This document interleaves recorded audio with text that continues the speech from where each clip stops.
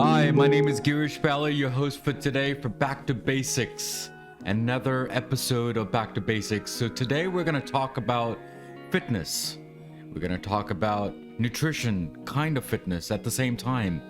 So we are going to be inviting Mukul Nagpaul from India. He's a good trainer.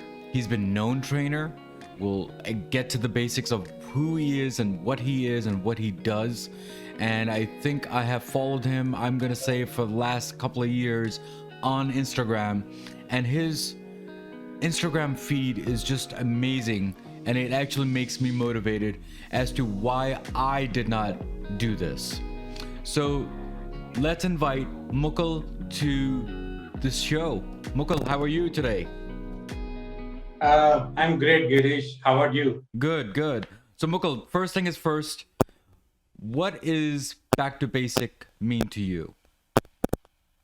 Basically, back to basic for me is like, we are in the 21st century, and what's happening is because our lifestyle has changed. So we have gone into a lot of new things and like we're adapting to the new thing. But the basic thing is we have forgotten about our basics. And if you ask anyone, any successful people, what are the fundas to be successful in terms of finance, health, relationship, they all have some simple basic points which are, if you see, are going on for like hundreds of years.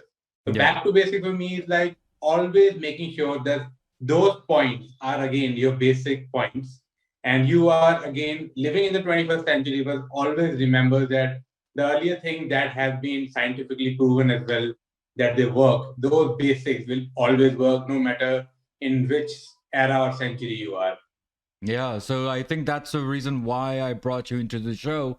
So to make people understand I guess the fitness and the nutrition and how it plays in our lives, to make it very, very simple and very basic about it. I mean, there are a lot of people, they feel that, we should have big biceps, big muscle legs, but that's not true, is it? It's actually more of lifestyle change and more understanding of your muscles and your body. So, Mukul, the first thing is, so what do you do? What is PMF training? What is that? So I think first thing, if I want to describe something about myself, is I empower people to lose fat and gain confidence and help them live a healthier lifestyle. Mm-hmm. And PMF training, like I'm the director of PMF training, and PMF training is aimed at improving your P for performance. When I talk about performance, it's like if you're going for a trek or you're running a half marathon or something like this, we'll help you improve your performance. Mm-hmm. And M stands for movement. Mm-hmm. So movement is basically, we want to make sure that everybody is moving. And because now with the newer lifestyle, I see a lot of people having neck issues or back issues or knee issues, let's say joint issues. But again, those people have goals. Mm-hmm. And it's very important to make sure that they're doing the right movement, which helps them reach the goal, but at the same time is not deteriorating the existing problem, but making sure that those issues are also dealt with at the same time. So that is movement. And F is for functional. And functional training is basically aimed at helping you get better at your functional fitness, which is helping you get better at your daily activities, which in the broader view helps you achieve your fitness goals, and no matter what your goals are in terms of health and fitness. Okay, so thank you for that, Mukul. So let me ask you a question here. So we have 7 days a week. Okay, do we exercise every day, or do we skip a day? So how do you balance that? See, basically, it all goes down to what is your past experience with exercising. Again, more than saying exercising, I emphasize on the word movement. How much movement are you getting on a daily basis? So if you are someone who is going out for a walk for say 30 minutes, you should do it 7 days a week. There's no problem in doing 30 minutes of walk every day. And even like if you're doing swimming, say for 30 minutes, there's no issue if you can do 7 days of swimming for 30 minutes or mix walk or swimming or running or cycling. It's all about if you're crossing a threshold of say 1 hour, more than 1 hour on that particular day, and your intensity is very high. Because when I'm talking about walking, I'm not talking about running, I'm just talking about walking. So when we know when we are walking, it's more of at a comfortable pace. So that means your heart rate is not that high. And when you are walking at a very comfortable pace, so it's like not a lot of stress on your body. Mm-hmm. So you can do that for 7 days a week. So not really issue. Only thing is listen to your body, how the workout or the movement is impacting your recovery. Mm-hmm. If you think working out 7 days a week and you are like totally refreshed every day, no pain, go for it. But if you feel it's like after doing a hard day of running, say like high intensity running or HIIT workout, your body needs recovery the next day. So take a break so that you are refreshed for your movement or your workout one day after. Yeah. So people who have knee issues, obviously they should not do intensive running, right? Because they have knee issues. Do you recommend a lot of walking, or do you recommend what? Maybe standing up on a chair and then coming down on a chair? I mean, what do you think? See, basically, it all depends on what person's goal is. If somebody is having a knee issue and the guy or the girl wants to like run a half marathon, obviously we need to tackle that situation in a different manner. Because first, what we'll do is we'll make sure that first that you are able to strengthen the knee muscles. Mm-hmm. So when we are talking about the knee muscle, knee is a joint, but there are surrounding muscles around that joint. So if you are strengthening those muscles, that means there's obviously less stress on the knee. So number one point is diagnose what is the reason that causing you pain in the knee. Mm-hmm. So after a diagnosis, we get to know, okay, if it's serious or it's like something developing up. Mm-hmm. So if it's serious, so first is you'll go through a physiotherapist, recover from that thing, because a physiotherapist will help you get from -10 to like say 0. And from 0, again, we can gradually build up the intensity and the duration of the running so that you're able to run a half marathon. And if there's like nothing severe pain, it's like just, if you're running and you feel some pain on the knee, that can be tackled by some basic issue, because mostly people feel the pain in the knee when they have tight IT band or they have a weak VMO muscles. So working on those things simultaneously will help you run better, run faster, and perform better. So walking and running is considered cardio, correct?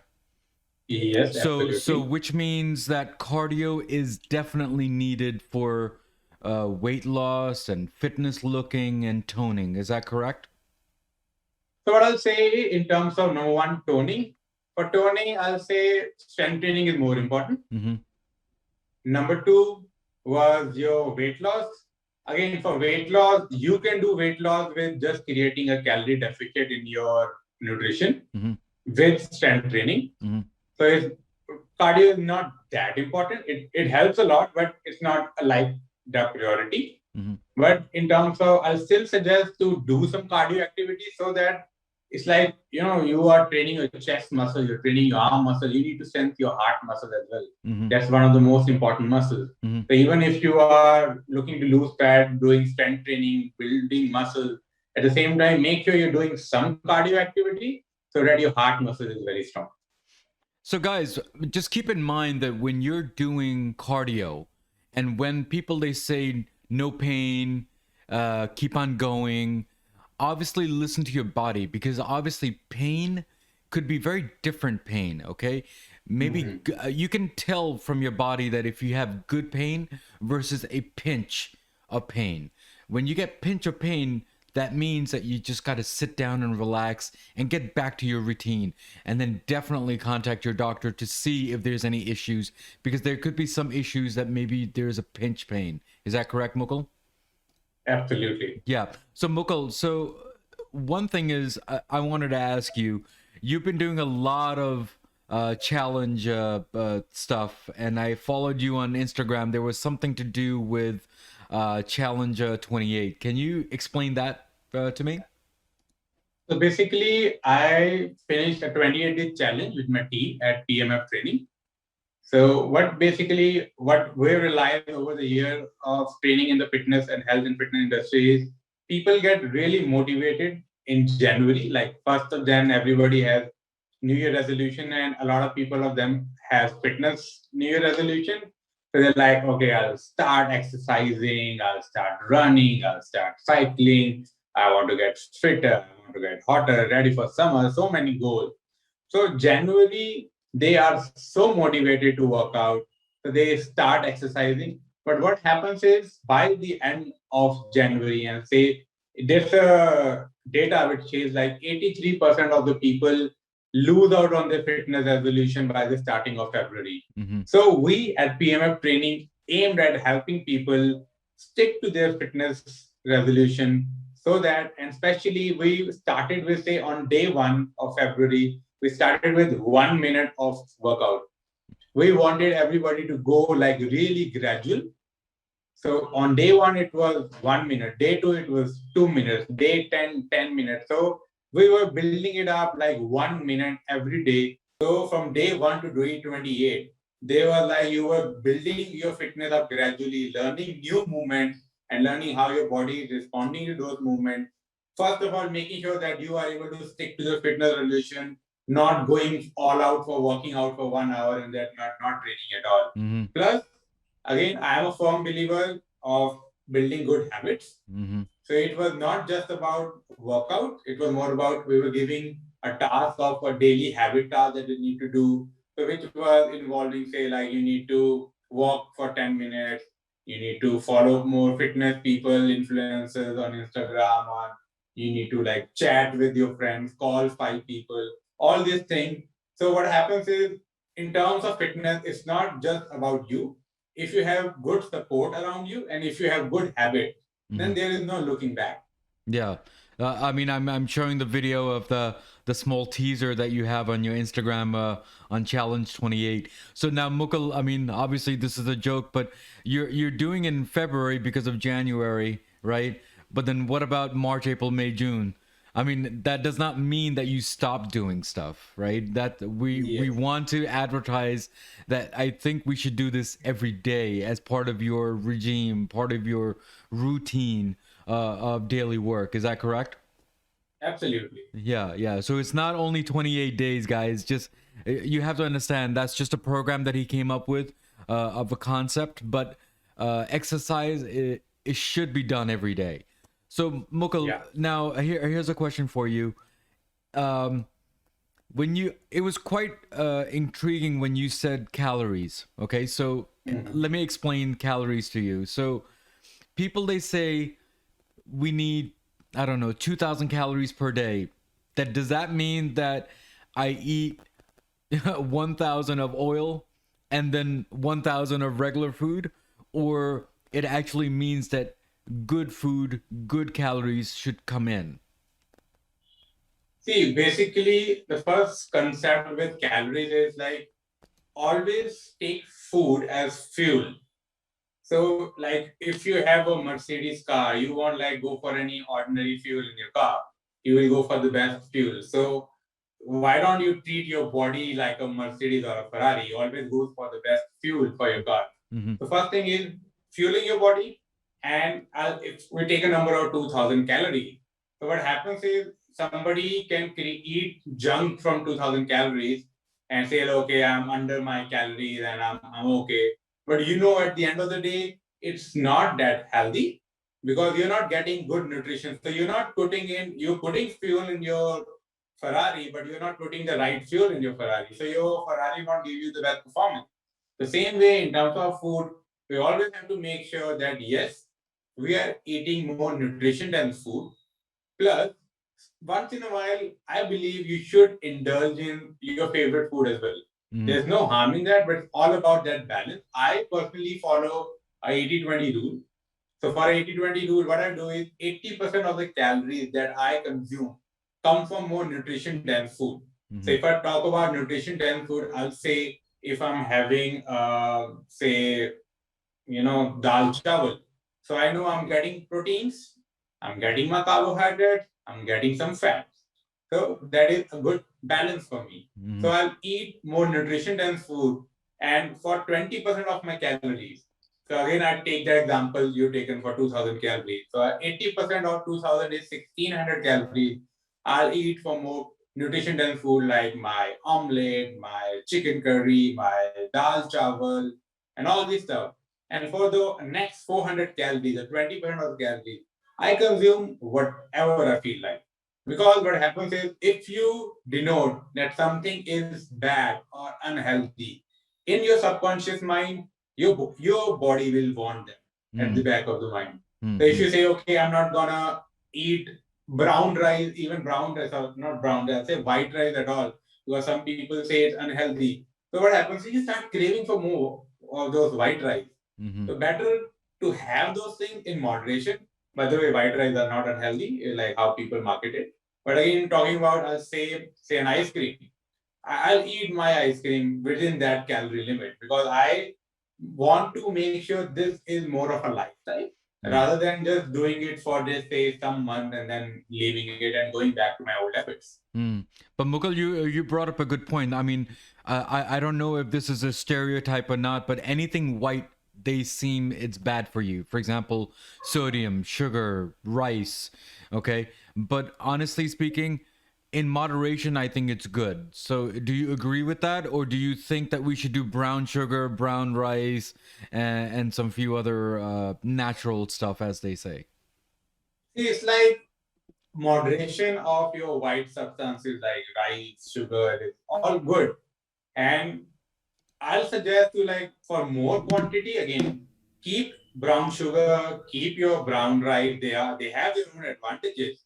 Mm-hmm. But again, you can have white rice once in a while or some quantity or some sugar because your body still needs sugar. Mm-hmm. And your body like sugar is a good fuel for your body as well. So Yeah. why not take it once in a while? And the thing is, everybody knows that sugar is not good for them. It's like how they say sugar is such a drug. But why is the reason that every there's like such a rise in diabetes when people know sugar is not good for them? Because when they denote something is not good for our body, at the back of the mind you say, okay, I don't want to eat it because it's unhealthy, it's not good for my body. But you crave more of those foods only, and those are like easily available. So at the end of the day, you are eating, most of the people, not everybody, are eating those stuff. Why not eat it in moderation and be happy? Yeah. So, Mukul, thank you for that. So, do you think we should concentrate on weight or inches? So, in terms of say a goal, I focus on not just weight, not just inches. I have four progress parameters. Mm-hmm. One is yes, weight. It's important to sometimes check your weight on how your body is performing. Mm-hmm. Other is inches because you get to know, okay, you're losing inches from the waist or the arm so that you can change your workout accordingly. Mm-hmm. But other thing that some people forget is your progress pictures. Mm-hmm. Because if you compare your before and after pictures, you're able to see a big difference in terms of how your shoulder are getting more defined or your chest is getting more defined. So progress picture also helps a lot. And the fourth part is your body fat. Mm-hmm. So you need to know, okay, how much is your body fat? Mm-hmm. Because if you must be having a low weight, but your body fat is high, which means again that's not a good healthy parameter. Mm-hmm. So it's like four wheels of a car. Mm-hmm. We can't just rely on two wheels or three wheels. Mm-hmm.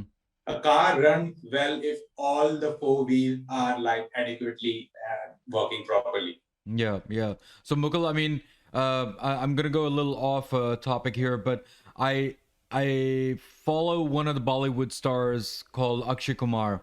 Okay, and one of the Mm-hmm. interviews that he mentioned is um, eat whatever you can, but make sure you exercise every day. And I think I followed that regime for many years. I think he wakes up early in the morning, sleeps early, doesn't drink, doesn't eat non-veg, but he does what he does. And I'm pretty sure there are other celebrities also, but that's one of the persons that I feel is following his routine, and he's 50 plus, and it's just amazing how he looks. So, do you feel that we should follow the celebrities of how they do, or there are certain ones that we should not follow? What do you think of that? See, in terms of first, if I talk about Akshay Kumar, yeah, that guy is an inspiration for even like all of us, even like for me, because the kind of discipline that guy shows in terms of his health, his fitness, and we can see even at this stage he's performing so nicely, like he's making like movies back to back, whereas the other actors of his age are not able to do that. That's all because of such a good discipline and a healthy lifestyle. And yes, his points are good, but I personally believe every individual is different. I'll say take good points from all the people and see what works for you. Because if you start comparing yourself straight away to Akshay Kumar, because we don't know, maybe he enjoys ice cream, so that which is not covered anywhere on the media. And we think, okay, this guy wakes up at 5, sleeps at 11, eat this, eat that, and we want to follow him, but we don't know that he eats ice cream. I don't know if he eats it, but maybe he eats ice cream which people doesn't know. And I was like, no, I have to blindly follow Akshay. No, take good point from Akshay Kumar, because there are other successful actors as well, which and they have their own style. So always take the good point and then see which one works the best for you.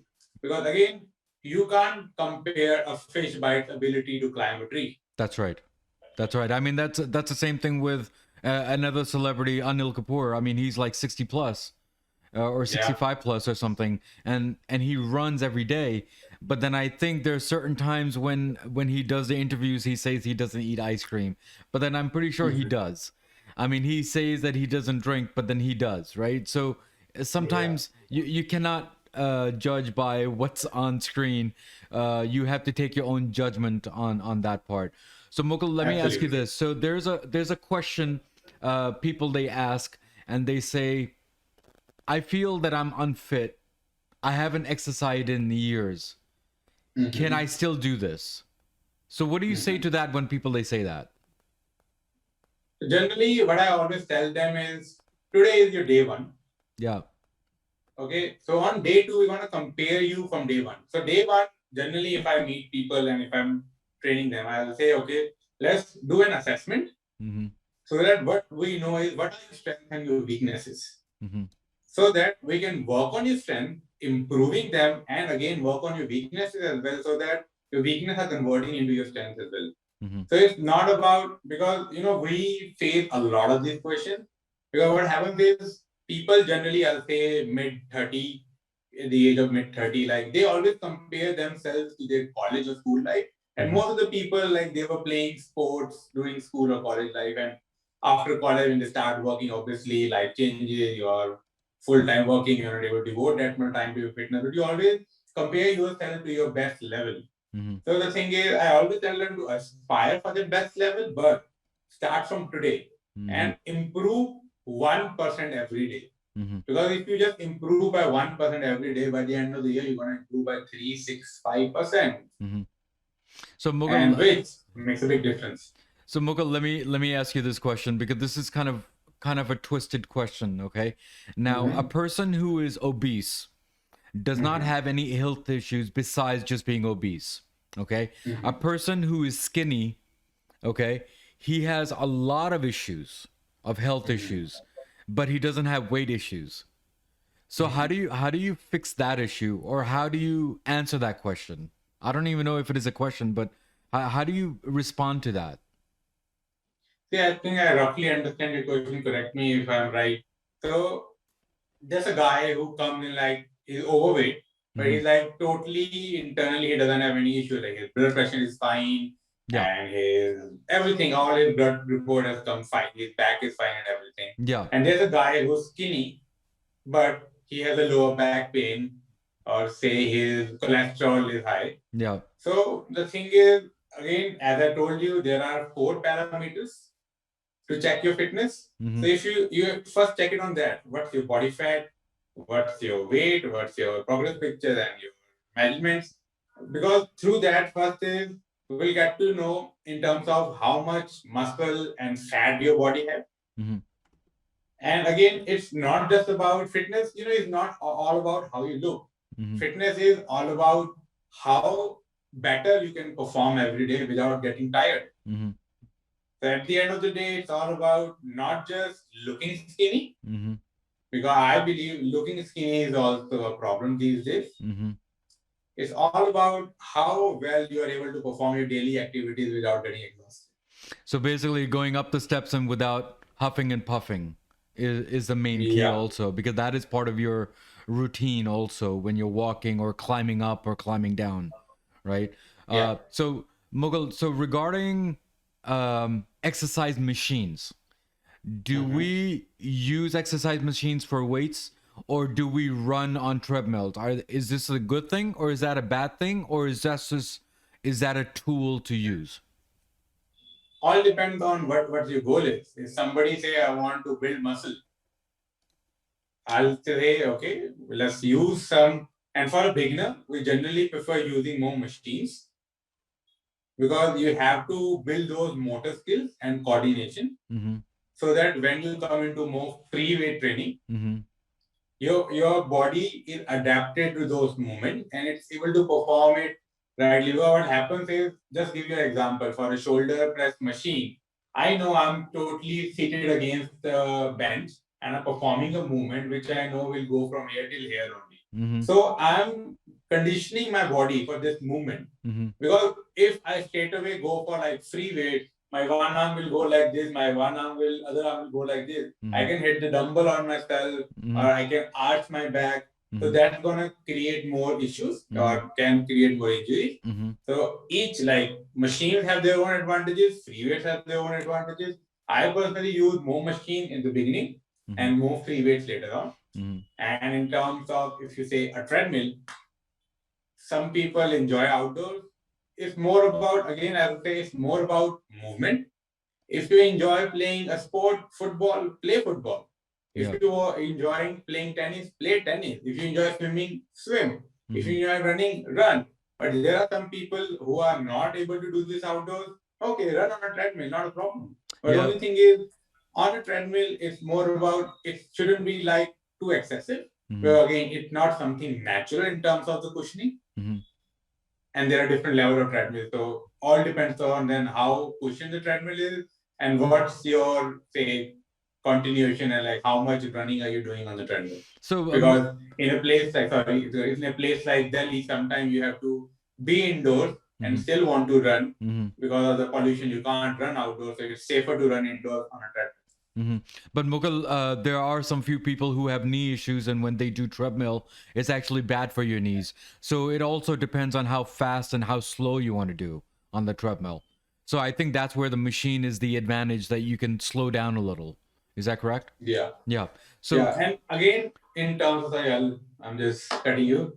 In terms of running or walking, they can never harm your knees.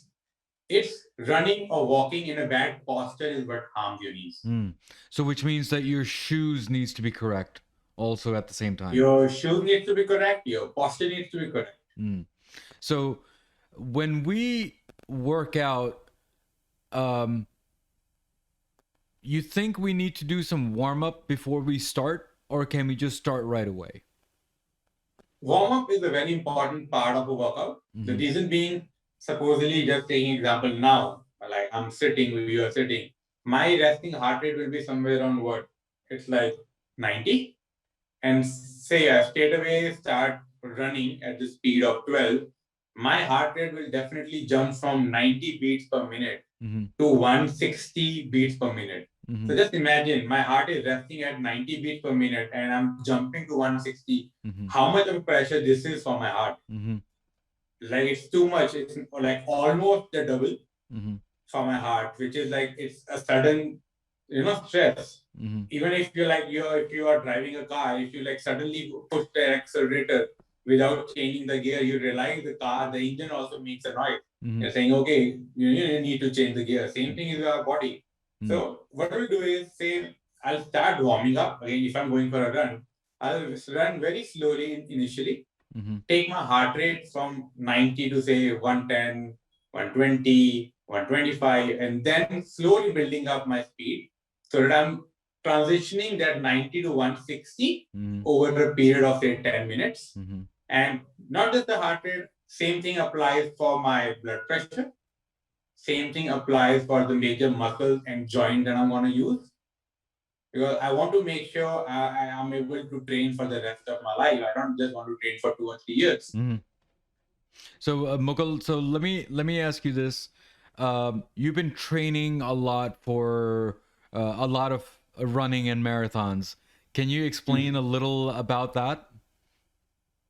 So it's like I've finished Ironman Malaysia. Mm-hmm. So if you don't know, Ironman is the toughest one-day endurance race in the world, in which we have to cover 3.8 kilometers swimming first, Mm-hmm. and then 180 kilometers cycling, Mm-hmm. and then a full marathon, which is 42.2 kilometers. And mostly it's like we have to finish it under 17 hours. Like that's the cutoff. Mm-hmm. And that's why you are called an Ironman, and this is an Ironman finisher t-shirt. Mm-hmm. So yeah, I've been running, and initially what I realized was I think I was in my 12th standard when I saw a video in which they described Ironman as the toughest race, and I was like, oh my god, this is something like this is very tough, this is very challenging, and I'll do it one day. Mm-hmm. And finally, I did it in 2018. And I've been running a lot from some years. I've run marathon. So I ran a marathon in Ladakh, Leh Ladakh in India, Okay. which is like the highest certified marathon in the world, Mm-hmm. with an altitude of around 11 to 12,000 feet. Mm-hmm. And I ran that bare feet because that time there were floods in Kerala, and being a dog lover, I wanted to help the animals which were stuck over there. So I was raising money. Mm-hmm. And through that, I was able to raise 1,80,000, and I was able to contribute to the life of those animals. So I've been told, I think there was another person that I spoke with, they were doing also Ironman. It seems like it's a very intensive fitness, isn't it? I think is it just running, or there are other things part of that whole Ironman? So as I explained earlier, first you have to swim for 3.8 kilometers. Yeah. Then cycle for 180 kilometers, and then run for 42.2 kilometers, all back to back. So does that mean that I can just sit up right now and just go to the Ironman? There's how many days and how many weeks or how many months do we train for this? See, generally, I recommend a minimum of 1 year to train for an Ironman. Mm-hmm. Again, depending on one's fitness level. Mm-hmm. Because first thing is you need to have the skill to swim properly, Mm-hmm. cycle properly, and run properly. Mm-hmm. And then it's all about building that endurance to be able to do it for a longer period of time and do all these three sports back to back, because these are different sports and you are using different muscles throughout. Mm-hmm. So what happens is, like when you're swimming, your mainly focus is you use more of your arms Mm-hmm. for the stroke, Mm-hmm. and keep your legs relaxed for the cycling. Mm-hmm.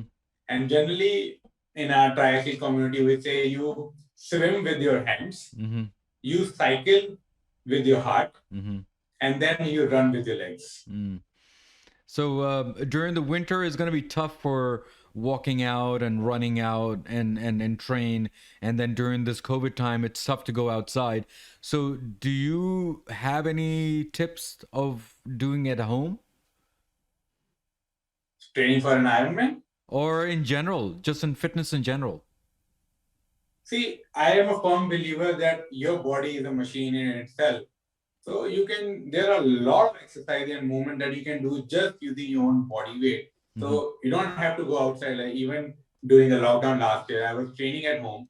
And at that time, even I didn't have enough equipment, but I made sure to use my body weight in the right way and keep my fitness at the same level. Yeah, yeah. So okay, so let me ask you this question, because it seems like people have a little confusion about this question. Is sweating that it feels that you're out of shape, or sweating is actually good for you? See, sweating majorly, first thing depends upon what are your perspiration levels, glands in your body. I'm a guy, I think I'm not happy about it, but I'm blessed with a lot of sweat glands. And I sweat a lot when I'm training. So what happens is, psychologically, people feel, okay, we're sweating. That means we are losing weight. And people say, okay, this is a good thing.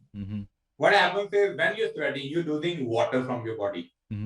That's why people believe sweating is good for your workout, especially people who are looking to lose weight, because generally if they are started out like say for 1 hour and then after before the workout and after the workout they can see a difference of 500 grams and they're like, oh wow, this is the magic of sweating properly. But they don't realize it's more about water loss. Mm-hmm.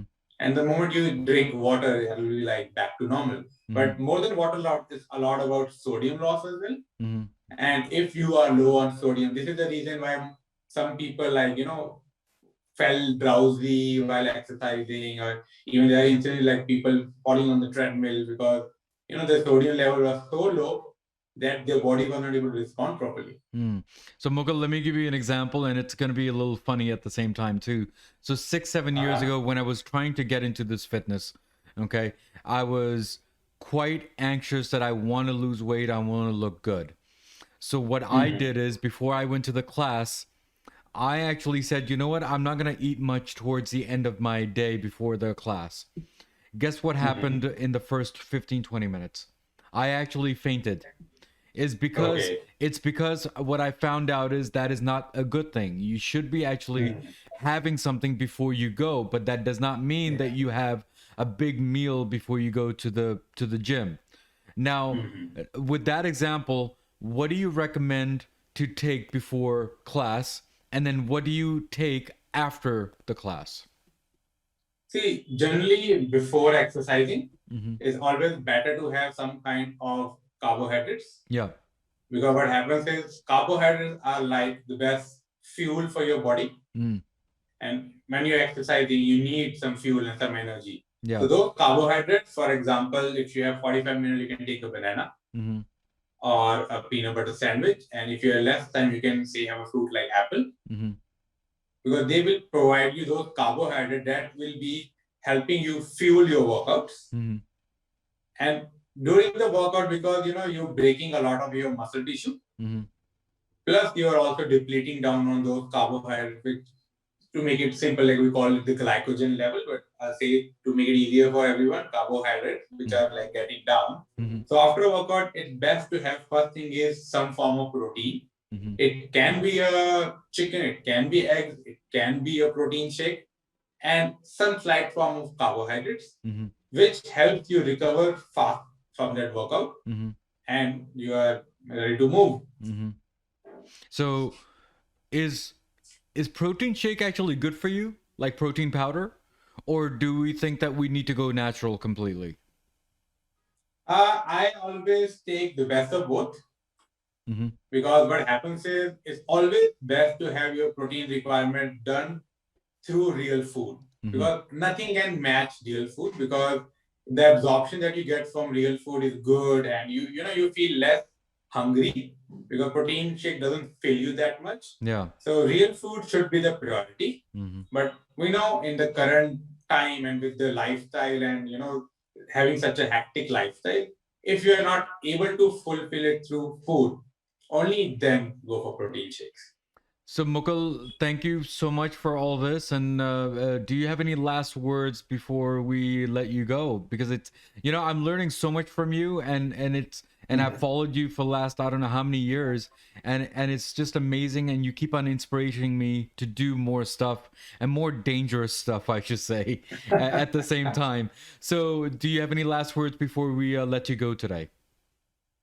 So I think the major thing that I want to tell people is, always stick to the basics and go back to the basics, because if you are sticking to those basics, you will always achieve your goals in life. Mukul, thank you so much for coming on my show. It's an honor of you coming here and give me some few insights and basic moments regarding this whole fitness and nutrition and what you do and how you train people. Thank you again, guy. And thank you so much for inviting me and helping me share my views with your audience. Absolutely. Thank you again, Mukul, and keep on following and keep on, supporting me in my small journey. Same here. So, guys, thank you. So, guys, we have spoken to Mukul Nagpaul, and he's a fitness trainer He does a lot of other stuff too. I mean, he does marathons and he does crazy stuff, and all the pictures that I posted.